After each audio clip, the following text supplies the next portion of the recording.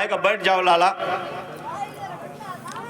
तो मैया ने कहा विस्तार से बताइए। अरे पूछो रघुपति कथा प्रसंगा, असकल लोक जगा पावनी गंगा। वही गंगा प्रवाहित करिए जिसमें सब लोग तर जाएं।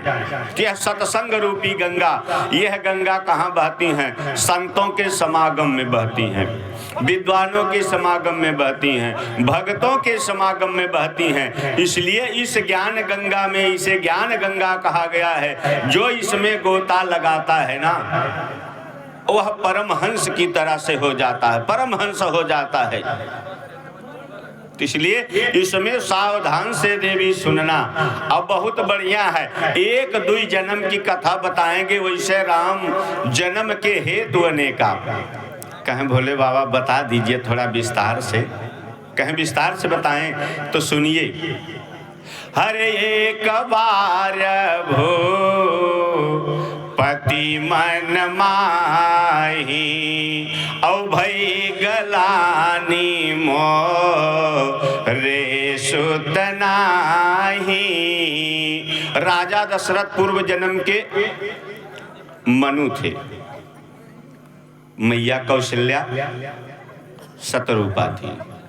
यह लोग बहुत तप किए, इतना तप किए, इतना तप किए कि 3000 बरस केवल यह लोग हवा पी के रहे।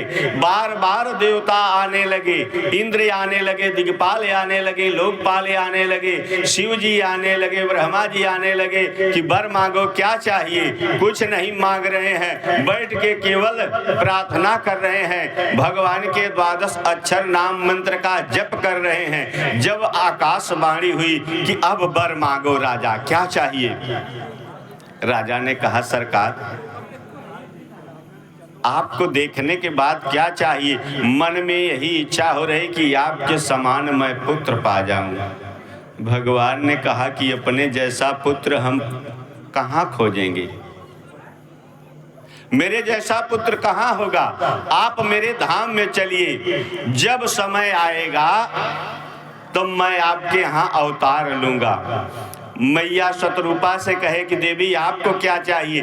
कहें जो पति जी मांगे हैं वही हमको चाहिए। आज की पत्नी होती कहाँ तो रुपया कुछ मंगबन कहने, सोना चांदी कुछ मंगबन कहने, ई ना ठीक है, इनका बुद्धि है। हम मांगत हैं 10 किलो सोना रोज मिले, एक आध दो गांव का रियासत मिल जाए, लेकिन जो पति मांगे हैं वही हमको चाहिए।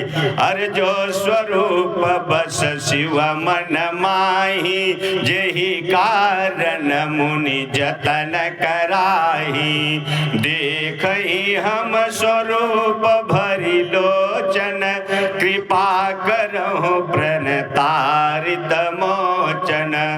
ममहि बसहु निरंतर, सगुण रूप श्री राम। जो भोले बाबा के हृदय में छवि रहती है ना, जो जोगी जति मुनिंद्र लोग अपने हृदय में राग के भजन करते हैं, वही मूर्ति हमको चाहिए। और छोटी सी मूर्ति चाहिए, नहीं कि भगवान बड़े बन करके आ जाएं। कहें तब कहें बाल रूप चाहिए, बंदहु बाल रूप सोई रामू। वह राम का छोटे से राम का रूप हमको चाहिए, जो हमारे आंगन में खेलें, हमारे मन मंदिर में खेलें, हमारे घर में खेलें। ऐसी सलोनी सांवली सूरत, गले बनमाल फूलों का, तुम्हें अपना बना बैठे जो होगा देखा जाएगा। वह सलोनी सांवली मोहनी मूर्ति हमको चाहिए प्रभु। भगवान ने कहा कि तब इंतजार करिए, तब तक आप चलिए हमारे लोक को, धाम को, वहाँ बैठ के भजन करिए। जिसका तब बहुत ज़्यादा हो जाता है, तपस्या ज़्यादा हो जाता है, तेज ज़्यादा हो जाता है, बड़े तपस्वी हो जाते हैं, बड़े ज्ञानी हो जाते हैं, तो उन्हें भगवान का परम धाम मिलता है, तो आप हमारे परम धाम चलिए। इसके बाद अरे एक बार हो पति मन माही अभय गलानी मो रे सुत नाही। एक कारण ये है, एक कारण और देवी है। कहे क्या? कहे जब पूर्व जन्म में आप सती थी ना, भगवान ने आपके शरीर को खंड खंड 52 खंड में कर दिए, तो मैं भी श्राप दिया हूँ, उसके लिए भगवान आए। एक बात और है, कहे भगवान का एक बहुत बड़ा भक्त था। कहे कौन? कहे नारद बाबा। कहे उनसे क्या गलती हुई? कहे उनसे बहुत बड़ी गलती हुई। वह तपस्या की, काम पर विजय पाए, तो मेरे पास आए। कहे हम काम पर विजय पा गए भोले बाबा, आपसे कम नहीं है, आपसे कम मेरा तप नहीं। भोले बाबा ने कहा भैया ठीक है, कोई तो बराबरी में आया। हमसे कह रहे हैं ब्रह्मा जी से मत कहिएगा। अब ब्रह्मा जी से गए, कहे पिताजी ब्रह्मदेव जी, हे विधाता, मैं तपस्या में भोले बाबा के बरोबर हो चुका। उन्होंने कहा अरे प्यारे ठीक है, हमसे कह दिए, लेकिन भगवान विष्णु से मत कहिएगा, क्योंकि उनके भक्त अब इनको कहाँ पच रहा है। वहां से पहुंचे तत्काल नारायण मुस्कुराने लगे। कहे नारद बाबा, कहे आप मुस्कुरा रहे हैं? अरे भोले बाबा से कम मेरी तपस्या नहीं है। कहे तब? कहे मैं भी कामदेव पर विजय प्राप्त किया हूँ। कहे ठीक है भाई, जाइए भजन करिए। लेकिन अब जब रास्ते में आने लगे नारद बाबा, तो बीच में क्या मिला? एक शील निधि राजा का बहुत बढ़िया महल मिल गया, राज मिल गया। वहां के राजा का स्वयंवर, लड़की का स्वयंवर था, राजा के कन्या का स्वयंवर था। नारद बाबा गए तो राजा कहे नारद बाबा जरा इस कन्या का देखिए हाथ, इसको सुंदर वर तो मिलेगा। नारद बाबा ने देखा, कहा वर? जो इसके साथ जिसका विवाह होगा वो तो अजय हो जाएगा, वो तो अमर होगा, अजित है। तो सोचे वहां से हट गए। इसके बाद रास्ते में आए, कहें अगर हमारा विवाह हो जाता तो हम ही अमर हो जाते, अब हमसे बड़ा कौन है तपस्वी। गए भगवान के पास, नारायण से कहे कि प्रभु अपनी सुंदरता हमको दे दीजिए, ये जो मोछ दाढ़ी हमारी बढ़ी है ये सब कहीं थोड़ी देर के लिए हटा दीजिए। भगवान सब जान गए, भगवान सब जान गए। कहें ठीक है, भगवान उनका मुंह बंदर का दे दिए। कहें जाओ नारद बाबा, इससे सुंदर दूल्हा मिलेगा नहीं संसार में। नारद बाबा एकदम फूल के आए, बैठे कि अब हमारा भी वरण होगा, हमारे भी घर दुल्हन चलेगी। अब बैठे, जिधर वह कन्या वर लेके जाती थी उधर नारद बाबा फुदुक के पहुंच जाते थे कि हमको पहना दे, हमसे सुंदर कौन है, इधर उधर खोज रही थी। सहसा उसी समय लक्ष्मी निधि वहां पहुंचे। वह कन्या उठाई वरमाला और नारायण को पहना दिया गया। तो दुल्हन ले गए अलक्षी निवास। दुल्हन लेके भगवान गए तो नारद बाबा कहे हमको यह क्यों नहीं पहनाई, क्या हम सुंदर कम थे? दुई थे तहाँ रहे दुई रुद्रगण। रुद्रगण ने कहा कहाँ कूद रहे हैं बंदरों जैसा, अरे एक बार मुहा कहीं नदी तालाब में देख लेते, नहीं कहीं पानी मिलता तो पोखरी, गांव में जो बहुत बड़ा पोखरा वहीं चले जाते, कुछ तो पनिया मिल जाता, मुहा देख लेते। यह ऐसी तपोभूमि है जो यहाँ आता है अगर सच्चे मन से रहेगा तो ज्ञान हो जाएगा, यह अनुभव करने का विषय है। यह जो जमीन है बड़ी तपोभूमि है, कुछ ना कुछ इसमें रहस्य है, हम भी इसे कुछ ना कुछ ज्ञान किए हैं, इसलिए यह बड़ी तपोभूमि है, इसे कम मत समझिएगा। नारद बाबा ने कहा अच्छा। अब जाकर के नारद बाबा पानी में देखे तो कहें अरे नीक दीन हरी सुंदरताई, बढ़िया सुंदर बनाए नारद को। चल रहे हैं, नारद बाबा रास्ते में मिल गए, भगवान मुस्कुराने लगे, हाथ जोड़ के कहे सरकार क्या हम ही को दंड देना था? अरे आपको दुल्हन की आवश्यकता है और हमको नहीं है। नारायण ने कहा क्या हुआ? कहें जिस प्रकार से हमको दुख मिल रहा है ना, उसी प्रकार से आपको एक दिन दुख मिलेगा। पत्नी के लिए आप भी इसी तरह से परेशान होंगे, झंखेंगे, परेशान रहेंगे बार बार। भगवान ने कहा ठीक है भाई, कोई बात नहीं है। तो कहे अरे करी है कि सहाय तुम्हारी, जो बंदर बनाए हैं ना, एक समय आएगा ना भगवान यही बंदर आपका सहायता करेंगे। भगवान ने कहा ठीक है, आपके साथ को हम अंगीकार करने जाइए। और आके जब देखे अरे तब माया हरि दूर निवारी, कहाँ रमा नहीं राजकुमारी। देखे तो ना वहाँ राजा था, न राजघराना था, न महल था, न अटारी था, न कोई कन्या था, न कोई वहाँ सेवक था। सब कुछ खत्म। भगवान की माया थी, भगवान की माया सबको मोह लेती है। भगवान की जो वैष्णवी माया इससे कोई बचता नहीं है। साधु संत मुनीन्द्र कपिंद्र कोई भी कुछ न कुछ माया सबको लग जाती है। विष्णु सम्मोहिनी माया शिव सम्मोहिनी जगत, यह भगवती है, यह जिसको चाहे मोहित कर दे। बहुत पछताने लगे फिर नारद बाबा तब किए। एक कारण यह है देवी, और भी कारण है। कहें क्या? कहें अपने भक्तों को बचाने के लिए, आतिताइयों को तारने के लिए, धर्म की स्थापना करने के लिए भगवान पृथ्वी पर आए हैं। कहें और कहें एक बार राजा दशरथ देवताओं के तरफ से संग्राम किए असुरों से, उसमें राजा दशरथ को विजय प्राप्त हुआ। धीरे धीरे बेटा। प्राप्त विजय किए राजा दशरथ। इंद्र ने कहा कि मेरे सिंहासन पर राजन बैठ जाओ, इस पे जो 100 यज्ञ करता है वही बैठता है इस सिंहासन पर, लेकिन आपको बैठाया जा रहा है। राजा दशरथ चक्रवर्ती सम्राट श्री अयोध्यापति उस सिंहासन पर बैठे, और बैठने के बाद जब अपने धाम को आने लगे विदा होकर के, तो वही देवता स्वाकार्य कुशलासुरा, वही देवता उस सिंहासन को गंगा जल आदि से धोने लगे, साफ करने लगे। यह बात जब नारद बाबा देखे तो पूछे इंद्र से, अरे कितने स्वार्थी हैं देवराज। कहे क्या हुआ? कहे सिंहासन को क्यों धुला जा रहा है? कहे इसलिए धुला जा रहा है ना, एक संतानहीन राजा इस पे बैठा है, यह अपवित्र हो गया है मेरा सिंहासन। नारद कहे वाह, आपके लिए जो सीमा पर अपने गर्दन को कटाने के लिए आ गया, पूरे बाल परिवार राजगोपाल को छोड़ दिया, राज को छोड़ दिया, घर को छोड़ दिया, उसके लिए आप इतना बढ़िया कर्म कर रहे हैं। नारद बाबा आके बताए राजा दशरथ से कि जिस देवताओं के लिए आप इतनी बड़ी युद्ध किए थे, विजय दिलाए थे, असुरों से युद्ध किए,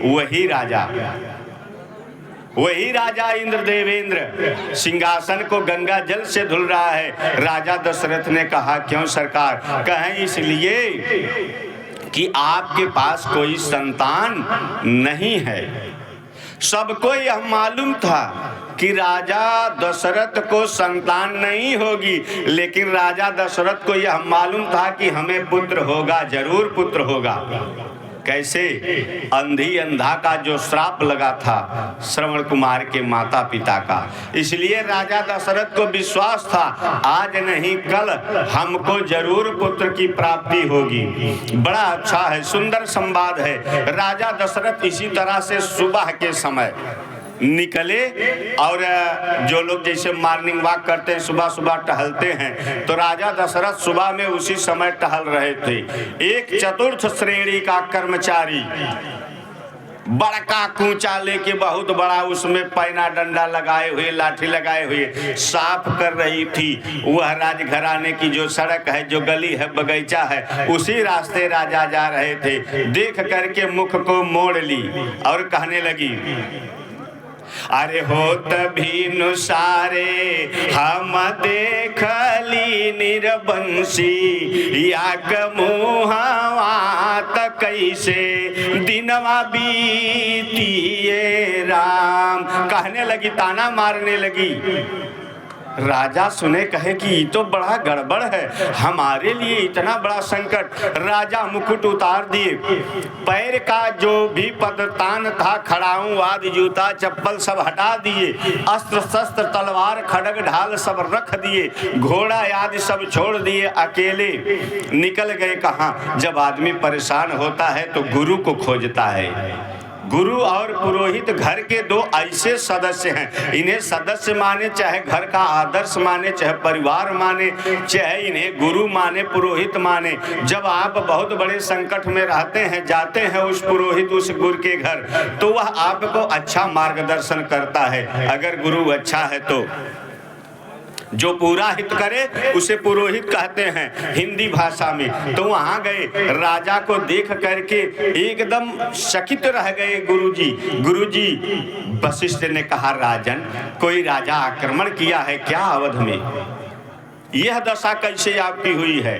कोई खजाना को लूट लिया है? कोई राज से निकाला है? क्यों इस तरह से आए हैं? रो रो करके कहने लगे राजा दशरथ कि सरकार, अब यह जीवन नहीं रहे तो अच्छा है, थोड़ा सा कुछ उपदेश दे दीजिए, अब मैं यहीं से जंगल चला जाऊंगा, मैं मुंह दिखाने लायक नहीं हूं।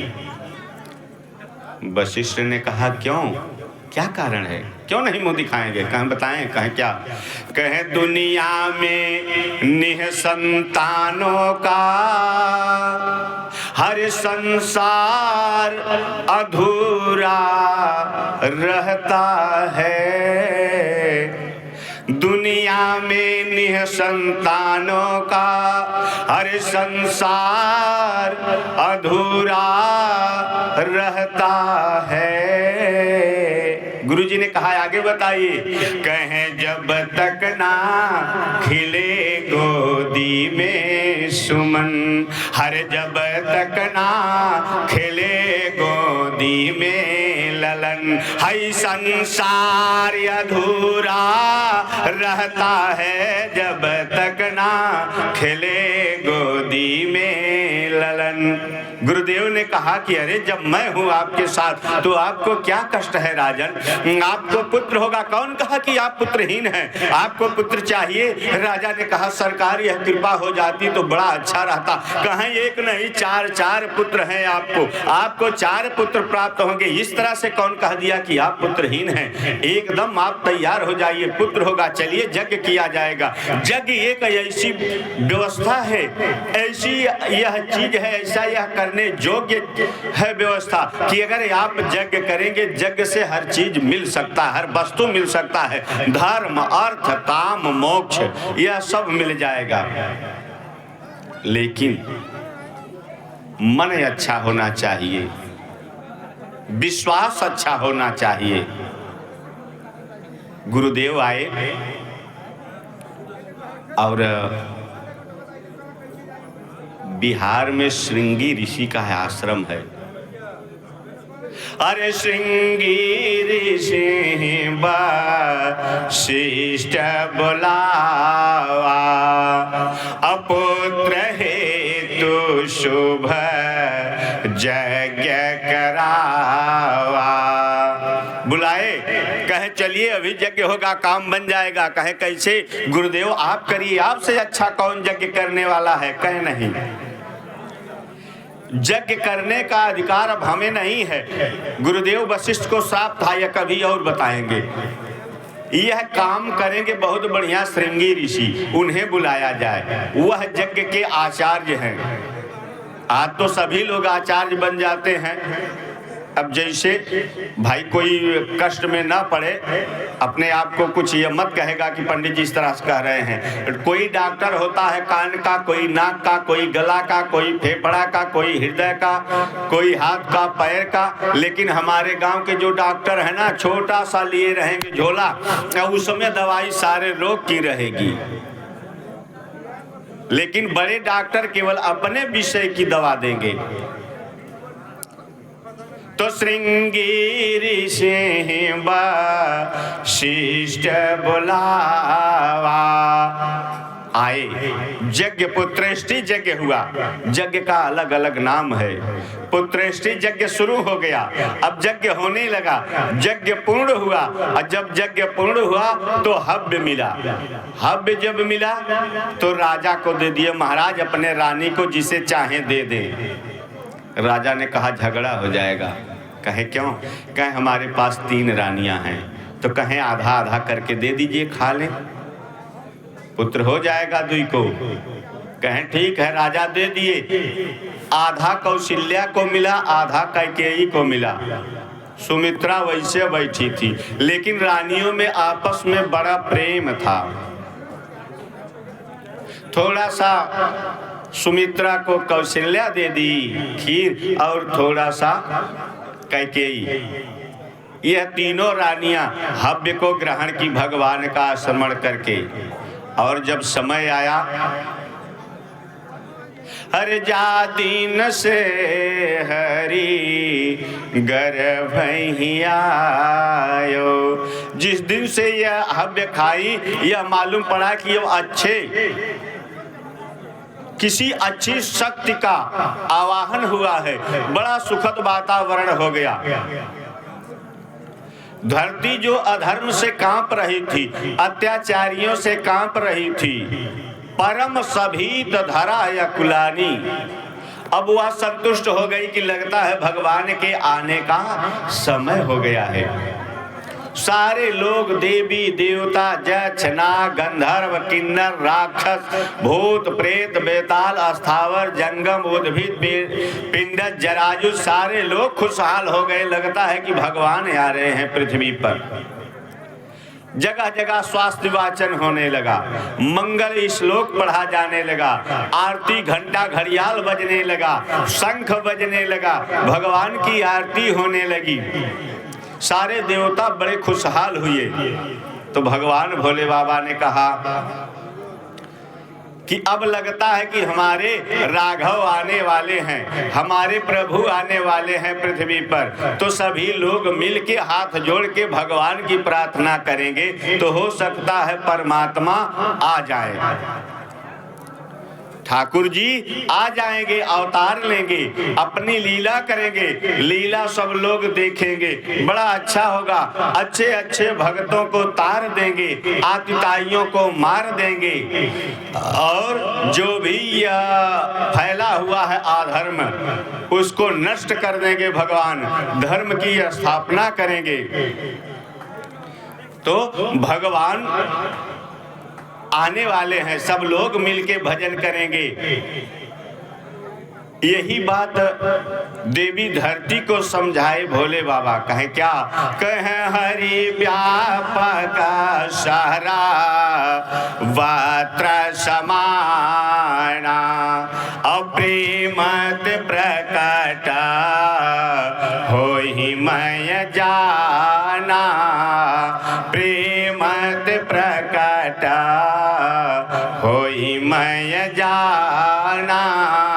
भगवान को खोजने की आवश्यकता नहीं है कहीं, भगवान सब में है, हर जगह पे हैं। बताए पहले दिन ना कि भगवान से कहे ऋषि मुनि कि कण कण में वास तुम्हारा है, पता पता तुम्हें प्यारा है, पता पता तुम्हें प्यारा है। भगवान को सब लोग प्यारे हैं, लेकिन जो उनके ऊपर विश्वास करे, दिखावा वाला विश्वास नहीं। संसार में बहुत बाजारू संत घूम रहे हैं, जाके नखयर जटा विशाला तापस ते प्रसिद्ध कलकाला, ऐसी बात नहीं कर रहे हैं जो वास्तव में संत हैं।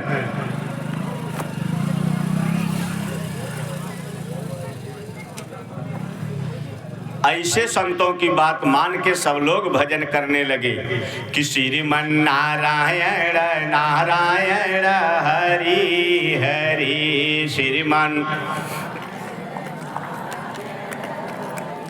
हरि भजमन नारायण नारायण हरि हरि भजमन।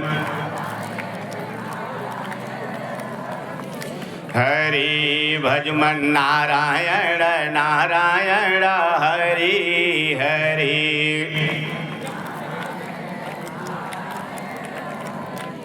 हरि हो भजमन नारायण नारायण हरि हरि भजमन। बोलिए आनंद कंद भगवान की। आप लोग चाह रहे हैं भगवान का अवतार हो जाए, तो कुछ माताएं सो रही हैं, थोड़ा जग जाएं।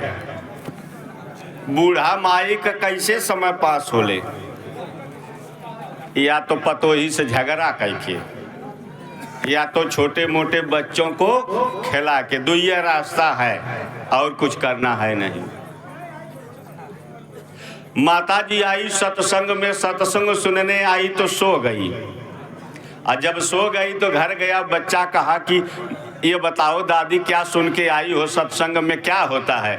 मैया ने कहा कथा होता, बड़ा सुंदर बढ़िया कथा कहते हैं पंडित जी। कहें तो क्या क्या कहते हैं। कहने मत सुनो, साधु हो जाओगे, महात्मा हो जाओगे। उन्होंने कहा, बच्चे ने कहा अरे इसके बाद क्या हुआ। कहीं इसके बाद प्रसाद मिला, घर चले आए। ये नहीं बताई कि जब से गई तब से तो सो ही रही हैं। जय सीताराम। सो रही है, भूली गई, अपनी बात नहीं बताई, बच्चे को डांट रही हैं। अरे सत्संग हर बच्चे को बताया जाए, सही बात हर बच्चे को बताया जाए, संस्कार हर परिवार को दिया जाए। इसलिए हर बच्चों को बताइए, अपने नींद को त्याग दीजिए, ठाकुर जी हमेशा साथ हैं। सब हरसी रहे मेघ बरसी रहे, अमृत की सरस फुहार हो। आओ राघव सांवरिया, सब हरसी रहे मेघ बरसी रहे, अमृत की सरस फुहार हो। आओ राघव सांवरिया। शिव शंकर ने आगे बढ़कर अपना डमरू बजाया। शिव शंकर ने आगे